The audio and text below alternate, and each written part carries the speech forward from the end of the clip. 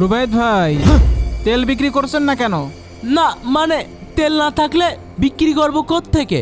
গতকাল রাতে দেখলাম আপনার দোকানে গাড়িতে করে তেল আসছে, তা সেই তেল কোথায় গেল? না না, আমার দোকানে কোনো তেল আসেনি, আপনি পাশে দোকানে গিয়ে দেখেন। ভাই আপনার কারণে অন্য কোনো দোকানে তেল পাওয়া যাচ্ছে না। আহা, আমি আবার কি করলাম?